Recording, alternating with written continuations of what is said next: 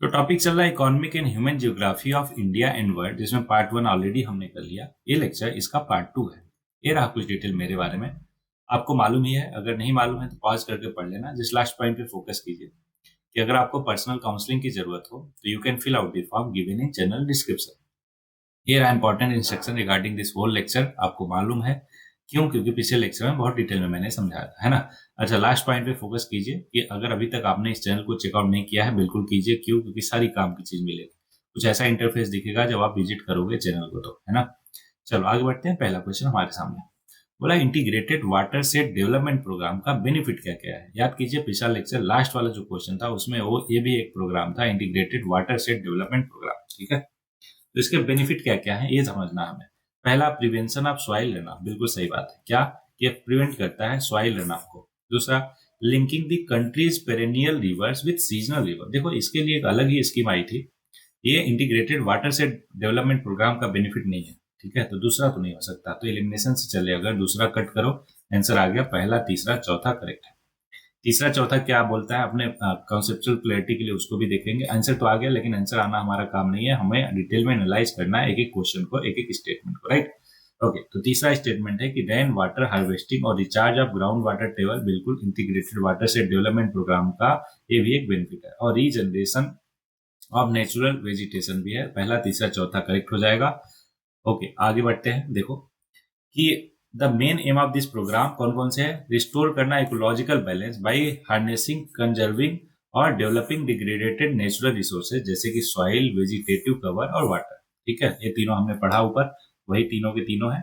अच्छा, और enabling multi cropping और introduction of diverse agro based activity जो हेल्प करते हैं provide sustainable livelihood to people residing in watershed area. ये सारे के सारे बेनिफिट है किसके, वो जो प्रोग्राम हमने ऊपर देखा। अब बात आती है कि दूसरा गलत क्यों है। देखो, नेशनल रिवर लिंकिंग प्रोजेक्ट, क्या एनआरएलपी, उसको एक और नाम से जाना जाता है जो कि है नेशनल प्रोस्पेक्टिव प्लान। इसमें ये इनवाइस किया गया था कि हम पानी को ट्रांसफर करेंगे कहाँ, जिसमें जिस नदी में पानी ज्यादा है उससे कहाँ पे, जिस नदी में डेफिसिएट है पानी का। बोलो एकदम क्लियर। ठीक है, तो ये इसमें आता है दूसरा वाला स्टेटमेंट। होपफुली पहला क्वेश्चन बहुत ही बेहतरीन वे में आपको क्लियर। दूसरे पे आते हैं। बोला, which of the following are characteristic of Indian coal. तो इंडियन कोल का कैरेक्टरिस्टिक कौन कौन सा है। तो देखो इंडियन कोल में ना, तो जो एश कंटेंट है वो ज्यादा होता है, सल्फर कंटेंट कम होता है, जिसकी वजह से जो सल्फर ऑक्साइड के इमिशन है ना वो भी कम होता है। तीसरा, लो एस फ्यूजन टेम्परेचर। एक्चुअली ये लो नहीं, हाई होना चाहिए, लगभग 1500, कितना 1500 डिग्री सेल्सियस होता है। तो ये तीसरा गलत हो जाएगा। पहला दूसरा करेक्ट है, ऑप्शन ए करेक्ट हो गया। अब इसका एक्सप्लेनेशन देखते हैं। देखो पहला करेक्ट है कि ड्यू टू ड्रिफ्ट ओरिजिन, जो हाई एस मतलब इंडियन कोल है ना, उसमें एस कंटेंट कितना होता है, 35 से 45%। बल्कि जो हम इंपोर्ट करते हैं कोल, उसमें केवल 10 से 20% रहता है। इतना ध्यान में रहेगा आपको, वेरी गुड। दूसरा स्टेटमेंट करेक्ट है कि करीब 0.5 से 1% सल्फर कंटेंट होता है इंडियन कोल में। तीसरा गलत इसलिए हुआ क्योंकि कोल, जो इंडियन कोल है, उसका हाई एस फ्यूजन है, कितना, करीब 1500 डिग्री सेल्सियस, है ना। ओके, तो इतना बस ध्यान में रखना है, काम की चीज है बस इतना। होपफुली आपको क्लियर। इसलिए नेक्स्ट क्वेश्चन पे आगे बढ़ेंगे। 3 स्टेटमेंट है, करेक्ट बताना है। तो नेचुरल गैस अकर इन गोंडवाना बेट्स। नेचुरल गैस की बात हो रही है। आपको पता है गोंडवाना बेट किसके लिए जाना जाता है। बिल्कुल सही, कोल डिपॉजिट के लिए। तो नेचुरल गैस तो हो नहीं सकता। तो देखो पहला नहीं हुआ तो एक ऑप्शन एलिमिनेट हुआ। दूसरा, माइका अकर इन एबंडेंट इन कुडरमा। बिल्कुल सही बात है। कुडरमा कहाँ पे है, झारखंड में, राइट।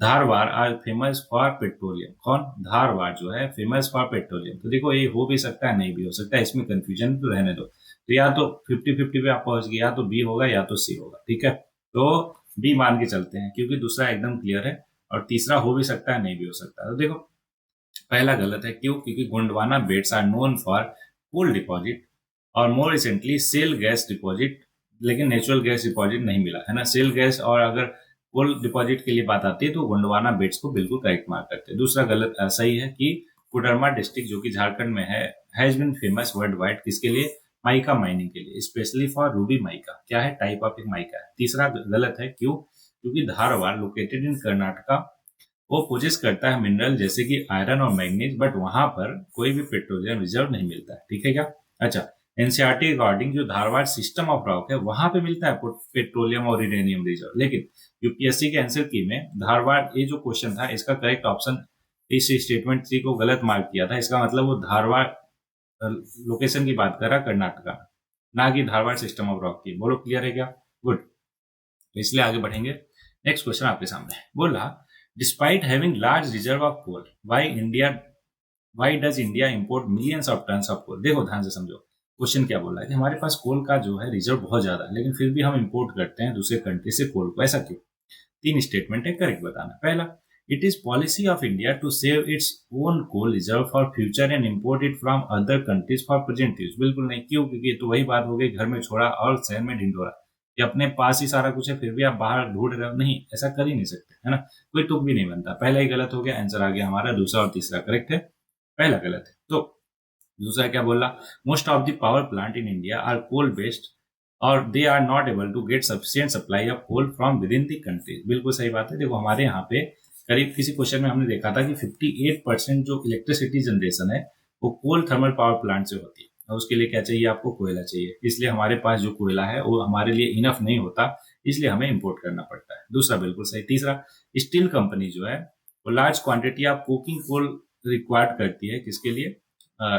यूज करने के लिए, क्योंकि आपको मालूम है कि स्टील बनाने के लिए आयरन के साथ मिलाना पड़ता है कोक को, राइट? तो इसलिए उनका भी रिक्वायरमेंट ज्यादा होता है। दूसरा और तीसरा बिल्कुल सही है, पहला गलत हो गया, आंसर हमारा आ गया। ठीक है, पहला तो सही क्लियर है आपको, दूसरा भी क्लियर है। अच्छा ये देखो दूसरा, पहले कुछ डेटा एकदम क्लियर कर लो। ये data time to time change होते रहते हैं, इसलिए बहुत ज्यादा। देखो 12 का है ना? तो डेटा को रहने दो, आगे बढ़ जाते हैं, क्योंकि अभी 25 चल रहा। सोचो इतना पुराना है तो अभी तो चेंज हो गया होगा। इंडिया में लगभग 97% कोल जो है गोंडवाना टाइप का है, और बाकी जो है टर्सरी टाइप का है। क्या है? कोल का क्लासिफिकेशन है गोंडवाना टाइप और tertiary type. The coal obtained from the Gondwana formation is mainly bituminous and need to be converted into coke before it can be used in the iron or steel industry. Thus, the import compensate for the lack of good quality coal. ध्यान रहेगा? ठीक है। Next question पे आते हैं। बोला which of the following is the chief characteristic of mix farming. Mix farming है ना, उसका चीफ कैरेक्टरिस्टिक क्या है? तो याद कीजिए, इसको भी मैंने 2 बार करवाया। किसमें? एग्रीकल्चर वाले में भी करवाया था और इन्वायरमेंट वाले में भी आई थिंक करवाया था। कोई बात नहीं, फिर से करते हैं। Cultivation of both cash crop और फ्रूट क्रॉप, बिल्कुल नहीं। कल्टीवेशन ऑफ 2 और more crop in the same field, ये तो इंटरक्रॉपिंग का डेफिनेशन है। क्या इंटरक्रॉपिंग? यही होता है। रियरिंग ऑफ एनिमल और कल्टीवेशन ऑफ क्रॉप टुगेदर, बिल्कुल सच दैट कि दोनों जो है एक दूसरे को इन्फोर्स कर पाए, लाइक फर्टिलाइजर वगैरह हमें कहाँ से मिल पाए? एनिमल से मिल पाए, और एक दूसरे को इन्फोर्स कर पाए प्रोडक्शन में। बोलो हाँ ना? तो ये करेक्ट है, ऑप्शन सी। इसी को क्या बोलते हैं? मिक्स क्रॉपिंग का चीफ कॉन्सेप्ट बोलते हैं। ठीक है, देखो main characteristic of mix cropping की फार्म प्रोड्यूस बोथ क्रॉप और livestock and two enterprises are interwoven और इंटीग्रेटेड सच दैट एक दूसरे को दोनों क्या करे? बेनिफिट करे। एग्जाम्पल के तौर पे mix crop reduces dependence on external sources जैसे कि फर्टिलाइजर। क्यों? क्योंकि क्रॉप और एनिमल कंपोनेंट क्या करते हैं? एक दूसरे को सपोर्ट करते हैं ग्रोथ में। बोलो एकदम क्लियर, गुड। अच्छा, वो फॉर्डर प्रोवाइड करता है क्रॉप, और वो क्या प्रोवाइड करता है? फर्टिलाइजर। आपको मालूम ही है, गोबर, है ना? Next question, which one of the following is the appropriate reason for considering the Gondwana rock are most important of rock system of India? More than 90% of limestone, नहीं कोल। अगर कोल होता तो करेक्ट हो जाता। Coal reserve बिल्कुल correct है, option B. अभी हमने किसी क्वेश्चन में ये सेम टू सेम स्टेटमेंट पढ़ा। बोलो हाँ ना? तो more than 90% of India coal reserve are found in them, कहाँ पे? गोंडवाना रॉक्स में। ठीक है, ओके। तो biggest source of coal deposit in India, Gondwana system is major coal deposit of India containing 90% of our coal deposit। पता ही है आपको, इसलिए आगे बढ़ जाएंगे नेक्स्ट क्वेश्चन पे। वो लाग मैच करना है लिस्ट 1 को लिस्ट 2 से। तो ये देखो कोल प्रोड्यूसिंग एरिया है और एक कोल फील्ड है। तो देखो दामोदर वैली कहाँ पे है? वेस्ट बंगाल में। ये यहाँ पे आपको मिल जाएगा बराकार। क्या? बराकार कोल फील्ड। वहीं पे सोन वैली की बात करें, मध्य प्रदेश में उमरिया कोल फील्ड मिल जाएगा यहाँ पे। तो इसी से आंसर आ जाएगा क्या? ए का 2 और बी का 3। देखो 2 3 2 3 2 3 2 3 2 3 आ गया आंसर ए। 2 3 4 1 मतलब गोदावरी वैली का क्या है? सिंगरेनी है, और महानदी रिवर जो है वहां पे क्या है? तालचेर गोल्ड फील्ड है। ठीक है, ध्यान रहेगा। तो अभी आपको क्या करना है? कौन सा फील्ड है, कहाँ पे लोकेटेड है, और कौन सी नदी के किनारे है, मतलब कौन सी वैली में। जैसे दामोदर वैली कोल जो है वो Barakar coal field which is largest और most important coal field in the region. Same manner में बाकी चीजें आप पढ़ सकते हो। आगे बढ़ते हैं, एक्चुअल चीज है, ध्यान में रखना है आगे के लिए। तमिलनाडु जो है leading producer of mill made cotton yarn in the country, what could be the region? तो black cotton soil is predominant type of soil in the state, बिल्कुल गलत, क्योंकि आपको पता है कर्नाटका, महाराष्ट्र, इवन थोड़ा बहुत मध्य प्रदेश, है ना, और गुजरात, थोड़ा बहुत गुजरात, ये सारा कुछ यहाँ पे ब्लैक सॉइल मिलता है, ना कि तमिलनाडु। तमिलनाडु तो एकदम नीचे हो गया, ईस्टर्न कोस्ट, राइट। तो ये पहला गलत है, पहला गलत, तो ये आ गया पहला और सी गया। दूसरा, this pool of skilled labour is available, कहाँ पे? तमिलनाडु में, तो ये बिल्कुल करेक्ट हो जाएगा। तो ऑप्शन बी जो है बिल्कुल करेक्ट है, बाकी ऑप्शन ए गलत है, मैंने बता ही दिया, ठीक है। तो वहां पे रेड सॉइल मिलता है, ना कि ब्लैक सॉइल। दूसरा करेक्ट है, क्योंकि 44% जो है largest producer of mill made cotton yarn, लगभग 44% in the country and has the largest number of textile mill. तो हम टूर की बात किया जाए तो it is the largest cotton producing district, कहाँ पे? तमिलनाडु में। नेक्स्ट क्वेश्चन आपके सामने, दो स्टेटमेंट हमें करेक्ट बताना है। पहला, India does not have any deposit of thorium, बिल्कुल, कहीं ना कहीं तो होगा ही, बिल्कुल है।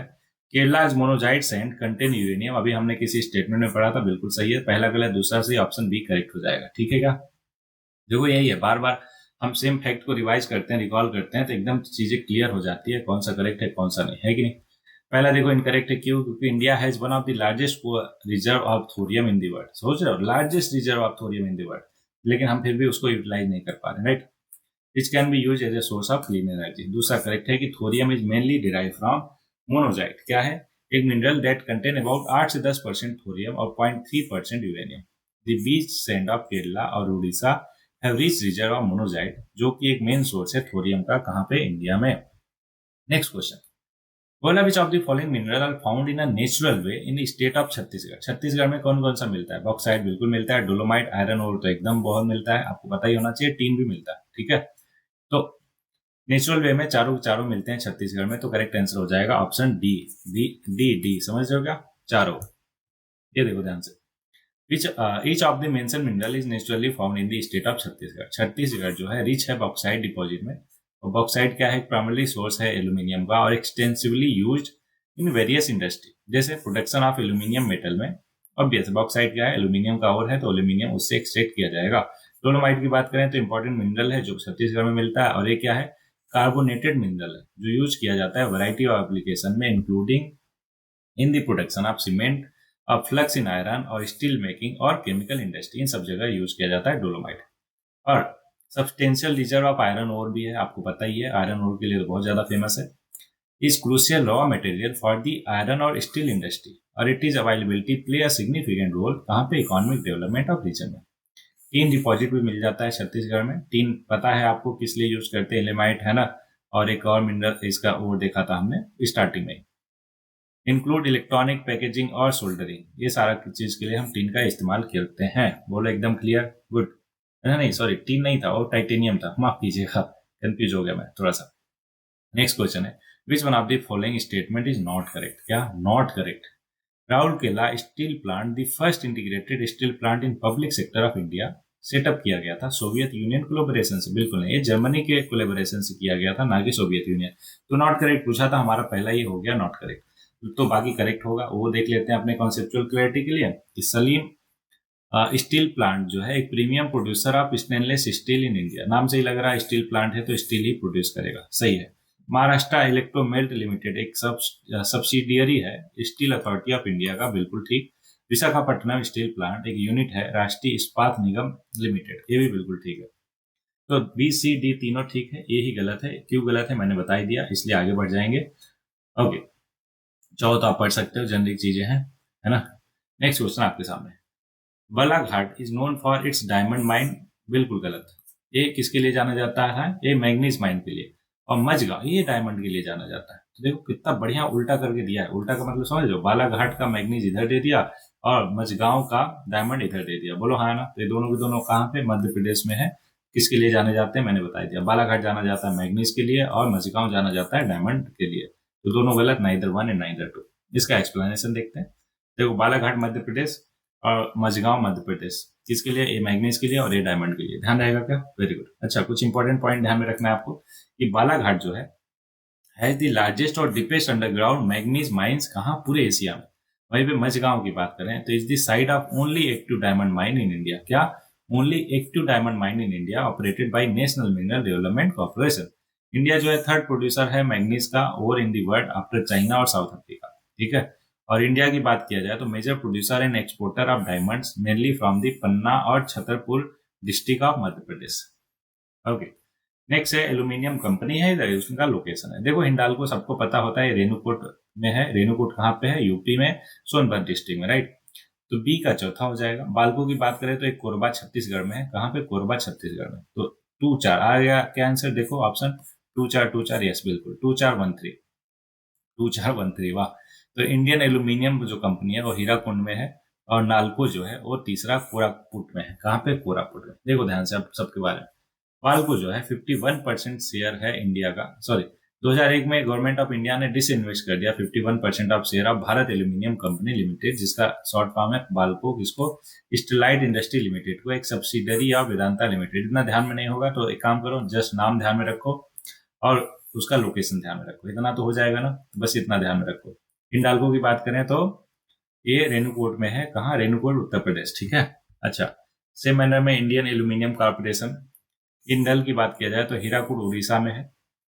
और लास्ट जो बचा national aluminium company limited NALCO, ये कहाँ पे है? पब्लिक सेक्टर इंटरप्राइजेज है, और नाल्को है कोरापुट इन उड़ीसा, ये भी उड़ीसा में। इतना ध्यान में रहेगा आपको। Very good. Next question, there are no tea plantation in Africa in any African country. बहुत गलत बोल रहा, क्यों? क्योंकि बहुत सारे टी प्लांटेशन आपको अफ्रीकन कंट्री में मिल जाएगा, जैसे केन्या में मिल जाएगा, है ना, और भी बाकी कंट्रीज में मिल जाएगा। T plants need fertile soil with high humus. एकदम सही बात है। पहला गलत। दूसरा से देखो ध्यान से। पहला गलत इसलिए है क्योंकि बहुत सारी कंट्रीज है, जैसे Kenya, Uganda, Tanzania, Malawi, South Africa, Zambia, इन सब जगह पे टी प्लांटेशन पाया जाता है। बोलो हाँ ना। और केन्या तो हाईएस्ट प्रोड्यूसर ऑफ टी कहाँ पे? अफ्रीका में, और third largest producer in the world. Okay. दूसरा ट्रू इसलिए है क्योंकि ये टी प्लांट जो है वो, उनको जरूरत होती है fertile soil with high humus content की। उसके साथ साथ और भी कंडीशन होते हैं, एक साथ में बता देता हूँ आपको। देखो टेम्परेचर, टेम्परेचर क्या है? वार्म टेम्परेचर चाहिए होता है 18 से 21 degree Celsius during the growing season. Rainfall की बात करें तो 150 से 250 सेंटीमीटर पर ईयर चाहिए। Well distributed pattern through out the year, है ना। और ह्यूमिडिटी की बात करें तो 70 to 90% during the growing season चाहिए। और सॉइल की बात करें तो T plants require fertile soil with high humus और कंटेंट और गुड ड्रेनेज। ऐसा नहीं कि पानी इकट्ठा हो जाए, पानी इकट्ठा होगा तो काम नहीं बनेगा, इसलिए इसको स्लोपी एरिया पे उगाया जाता है। एल्टीट्यूड चाहिए सच दैट वहां पे पानी इकट्ठा ना हो पाए, पानी बह के नीचे चला जाए। Tea plants can grow from sea level to high altitude, but the quality and flavour of the tea vary करता है किस पे? एलिवेशन पे। Next question, which one of the following does not contain silver. Silver contain नहीं करता, तो German silver को false silver के नाम से भी जाना जाता है, इसमें सिल्वर नहीं होता। तो बात आती है कि फिर क्या होता है? तो जर्मन सिल्वर में देखो होता है कॉपर विथ निकल या फिर जिंक, है ना। और इसका नेम इसलिए पड़ा क्योंकि ये सिल्वरी अपीयरेंस रखता है, लेकिन ये ट्रू सिल्वर नहीं है। वहीं पे हॉर्न सिल्वर की बात करें तो सिल्वर क्लोराइड AgCl, है ना, इसका नाम है क्या? हॉर्न सिल्वर, जो कि एक व्हाइट या ग्रेइश मिनरल है, जो कि पर्पल टर्न हो जाता है, मतलब पर्पल में बदल जाता है जब लाइट पड़ती है उस पर। रूबी सिल्वर की बात करें तो क्या है? फायराजीराइट, होपफुली प्रोनाउंसिएशन मेरा ठीक हो, जो कि एक सिल्वर सल्फेनेटी मोनाइट दैट है। वाह वाह वाह, इतना खतरनाक है जब इसका प्रोनाउंसिएशन है। तो ये रूबी सिल्वर ठीक है ना, ऐसे ही नाम रखो, है कि नहीं। चलो, has a deep red colour and is important source of silver. ऐसे ही तरीके से लूनार कास्टिक जो है सिल्वर नाइट्रेट का एक और नाम है। सिल्वर नाइट्रेट मतलब AgNO3, ठीक है क्या, जो कि एक सिल्वर सॉल्ट है। उसके बहुत सारे यूजेज है, जैसे कि फोटोग्राफी में और मेडिसिन में। It was called lunar caustic क्योंकि एंशियंट केमिस्ट जो है सिल्वर को एसोसिएट करते थे मून से, ठीक है, किससे? मून से, इसलिए लूनर नाम आया उसका वहां से। अब देखो इल्मेनाइट फिर से आ गया, है ना। Which of the following substance are found in the beaches sand of many parts of Kerala. आपको पता है इल्मेनाइट मिलता है, जिरकॉन भी मिलता है, इसलिए मैग्नाइट भी मिलता है, टंगस्टन बिल्कुल नहीं मिलता। तो पहला दूसरा तीसरा करेक्ट हो जाएगा, ऑप्शन हो गया बी, ठीक है क्या। अभी हमने देखा कई बार। तो कहा क्या क्या मिलता है? इल्मेनाइट, रूटाइल, लियोकॉक्सीन, मोनाजाइट, जिरकॉन और सिलिमेनाइट, ये सारी की सारी चीजें मिलती है बीचेज ऑफ केरला में, लेकिन टंगस्टन जो है नहीं मिलता, ठीक है। अब सबके बारे में डिटेल देखो। इल्मेनाइट आपको पता है टाइटेनियम आयरन ऑक्साइड क्या था? TiFeO3 फॉर्मूला था क्या इसका? स्टार्टिंग में हमने देखा था, राइट। तो इसको हमने डिटेल में देखा है, तो अब बाकियों को देखते हैं। जिरकॉन क्या है?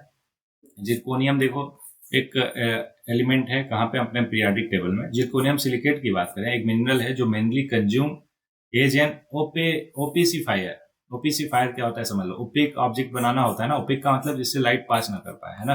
तो उसको क्या बोलते हैं, opacifier, and has been known to be use in the decorative ceramics industry और जेरेकोनियम। अभी क्या करना है आपको, जिरकॉन का गूगल करके देखना है क्या इसका इमेज। इसी का तरीके से सिलीमेनाइट की बात करें तो एक एल्यूमिनियम सिलिकेट मिनरल है जो यूज किया जाता है रिफ्लेक्टिव मटेरियल। रिफ्लेक्टिव आपको पता है जो लाइट को रिफ्लेक्ट करे, क्या रिफ्लेक्ट मतलब एंटर कर जाए, है ना, लाइट एक तरफ से दूसरी तरफ हो जाए, और अगर रिफ्लेक्टिव रहता तो रिफ्लेक्ट करता। ओपेक का मतलब लाइट को रोक ही दे, ठीक है क्या। ओके, होपफुली आपको सारा कुछ क्लियर, तो इसलिए आगे बढ़ जाते हैं। ओ क्या हो गया, 1 मिनट, हाँ आ गया वापस, वेरी गुड। नेक्स्ट क्वेश्चन आपके सामने, विच वन ऑफ द फॉलोइंग एक प्रोमिनेंट यूरेनियम प्रोड्यूसर है, क्या यूरेनियम का प्रोमिनेंट प्रोड्यूसर है, वो है कनाडा। कनाडा के पास, कनाडा बहुत ज्यादा यूरेनियम प्रोड्यूस करता है, ठीक है। ये देखो, Canada was the third largest producer of uranium in 2021 with a production volume of इतना। अब बात आती है अगर ये थर्ड है तो पहला दूसरा कौन है, तो पहला है देखो कजाकिस्तान और दूसरा है नामीबिया। इतना ध्यान रहेगा कि आपको बात आती है सर इसको आंसर क्यों मार्क नहीं किया भाई, वो ऑप्शन में ही नहीं थे तो क्या करते, बोलो हाँ ना, ठीक है। अब यूरेनियम प्रोडक्शन इन इंडिया की बात करें तो इंडिया जो है लगभग 2% पूरे वर्ल्ड का यूरेनियम प्रोड्यूस करता है। लेकिन यूरेनियम का टोटल एस्टिमेट हमारे पास कितना है, रिजर्व 30,480 टन। यूरेनियम डिपॉजिट अकर इन सिंहभूम और हजारीबाग डिस्ट्रिक्ट ऑफ झारखंड, गया डिस्ट्रिक्ट ऑफ बिहार, और सेडिमेंट्री रॉक कहाँ, सहारनपुर डिस्ट्रिक्ट ऑफ उत्तर प्रदेश। इन सब जगह पे यूरेनियम मिलता है। कुछ यूरेनियम हमें copper mines of Udaipur Rajasthan में मिलता है, और इंडिया जो है 9th रैंक करता है in world term of uranium production में, ठीक है। अब आ गया क्वेश्चन, वो line the above map the black mark show the distribution of. तो देखो इधर मिल रहा, राजस्थान में भी मिल रहा, इधर कर्नाटका महाराष्ट्र में मिल रहा, इवन तमिलनाडु में भी मिल रहा, आंध्र प्रदेश में भी, उड़ीसा में भी, है ना, ये सारा कुछ। ये क्या हो गया, बिहार में। तो ये सारा क्या है जो इन सब जगह पे मिल रहा, तो वो है माइका। क्या है, माइका, ऑप्शन डी। देखो mica is widely distributed in India, कहाँ कहाँ पे, आंध्र प्रदेश, महाराष्ट्र, झारखंड, उड़ीसा, राजस्थान, इवन कहाँ पे, तमिलनाडु में भी, मध्य प्रदेश और बिहार में भी मिलता है माइका। और माइका यूज किया जाता है वेरियस पर्पजेज जैसे कि इलेक्ट्रिकल और इलेक्ट्रॉनिक डिवाइसेस, कॉस्मेटिक और पेंट्स के लिए, ठीक है क्या। ओके, अब हिबिस्कस की बात करें तो this is a mineral that is composed of thin fibrous crystal, और यूज किया जाता है इंसुलेशन, फायर प्रूफिंग के लिए, रूफिंग के लिए, और इट इज ऑल्सो कार्सिनोजेन और can cause serious health problem जैसे कि लंग कैंसर, मेजोथेलिमा। और India is the second largest consumer of the hibiscus in the world after China. India does not produce much hibiscus, लेकिन import करता है ज्यादातर, कहाँ से, रसिया से, ब्राजील से। जिप्सम की बात करें तो आपको पता ही है क्या है, एक सल्फेट मिनरल है दैट इज वाइडली यूज, क्या, फर्टिलाइजर की तरह, प्लास्टर की तरह, वॉल बोर्ड की तरह, और यूज किया जाता है स्कल्पचर्स बनाने में, ऑर्नामेंट्स में, और अलाबास्टर में, ठीक है। इंडिया जो है मेजर प्रोड्यूसर और कंज्यूमर है जिप्सम का पूरे वर्ल्ड में। इंडिया प्रोड्यूस करता है लगभग 2.5% ऑफ वर्ल्ड नेचुरल जिप्सम, जो कि मेनली कंसंट्रेटेड है कहाँ पे, राजस्थान में। सबसे ज्यादा जिप्सम कहाँ पे है, राजस्थान में। लाइमस्टोन की बात करें तो एक सेडिमेंट्री रॉक है जो कि mainly compose of calcium carbonate, क्या, calcium carbonate, CaCO3।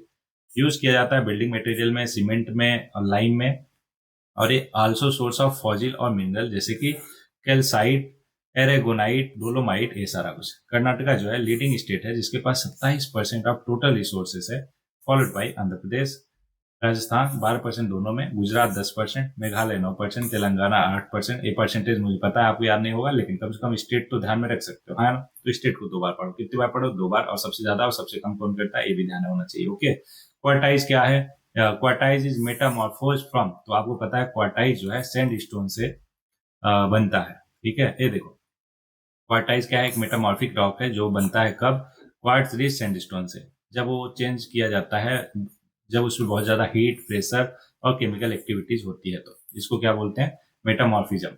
The sand grain and the silica cement that bind them together are recrystallized into a network of interlocking quartz। ये सब पढ़ने से बेहतर है इसका आप इमेज देख लो, क्या करो, फटाक से क्वार्टाइज जो है सर्च करो, उसका इमेज देखो, ठीक है, एकदम क्लियर हो जाएगा। तो इस लेक्चर में बस इतना ही क्वेश्चन थे। होपफुली आपको एक एक क्वेश्चन बहुत ही अच्छे से क्लियर होंगे, कहीं पे कोई भी डाउट, वेरी परेशानी नहीं होगा। अगर होगा भी तो ऑब्वियस है, आप कमेंट करो, डिस्कस करते हैं, उसको क्लियर आउट करते हैं। Is that clear, good. तो जैसा कि लास्ट में 2 लाइन रहती है, तो आज के लिए है आपके पास, आपके लिए कि a problem is a chance for you to do your best. कहते हैं ना कि जब जब जब तक विपत्ति आप पे नहीं आती, दिक्कत क्वेरी नहीं आती, तो आपके अंदर उसको सहन कर सकने का या फिर उसको सॉल्व कर सकने का जो आपका पोटेंशियल है वो कभी यूटिलाइज नहीं होता, है ना। जैसे हमारे देश के प्राइम मिनिस्टर मोदी साहब ने अभी किसी इंटरव्यू में कहा कि हमारी जो रिस्क टेकिंग कैपेसिटी है वो पूरी तरीके से यूटिलाइज ही नहीं हुआ। तो सेम मैनर में जब तक आपके पास प्रॉब्लम, क्वेरी, दिक्कत नहीं आती है ना, तो आपको लगता ही नहीं है कि आप जो है पूरी तरीके से यूटिलाइज कर पाए हो अपने पोटेंशियल को और अपना बेस्ट दे पाए हो। तो देखो, जब भी प्रॉब्लम आए, क्वेरी आए, तो उसको ऐसा समझा करो कि आपको अपना बेस्ट देने का टाइम आ गया, समय आ गया। Is that clear? होपफुली आपको ध्यान में रहेगा। तो इन्हीं सब शब्दों के साथ आज के लिए बस इतना ही। मिलते हैं नए लेक्चर में, तब तक के लिए पढ़ते रहिए, आगे बढ़ते रहिए।